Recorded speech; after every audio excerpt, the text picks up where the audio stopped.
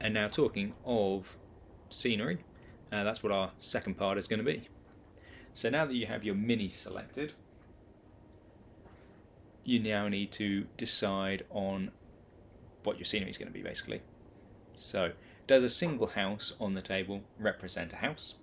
Does it represent a farmstead with barns and outhouses? Is it a small village, or is it even representing a town? This will be affected by what your minis represent. If the one base represents 1 to 10 men, so 1 man, or imagine that's a 10 man, if they're all representing an individual, then a single house could be realistic enough for it. Maybe those ones.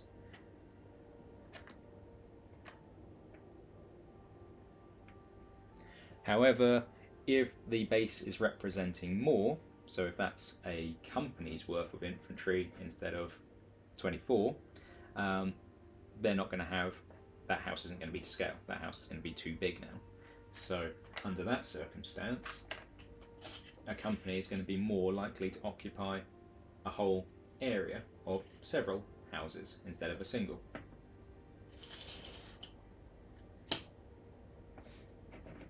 And if he's representing 1 man, or even 10 men, that house might be a little bit small, but you could still leave it on the table and it could represent a house, although you'd probably want to go 1 scale up, which would be more to that sort of size. Or even this sort of barn, you can take the roof off and then the minis can go inside. But again, if you're talking, say, the warlord miniatures, if that's representation of a company, then is a company going to be able to occupy a barn? And that's going to be too many men. It's definitely going to be too many men for a small house, but that would be a different scale entirely. If that's representing an entire regiment, then this is completely overscale for the regiment. Under that circumstances, if this is a regiment, realistically, because of the fact that you're not going to fit them into the building, that's actually a better representation for it, on both the sort of square footage that it's taking up, but also the number of troops who would be able to use it is a lot less. Possibly even more, you'd need something again like that for your regiment to be occupying that area. So there's quite a few nuances just within scenery itself. Are you talking about a man stood up against the door and that being the right scale, or stood up against the door and that being correct?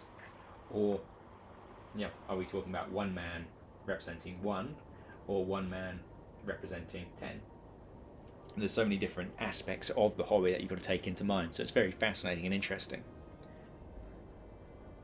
So again, it's entirely up to you as the player how you want your scenery to how and what you want your scenery to represent. Is it 1 man for 1? Is it 1 man to 10?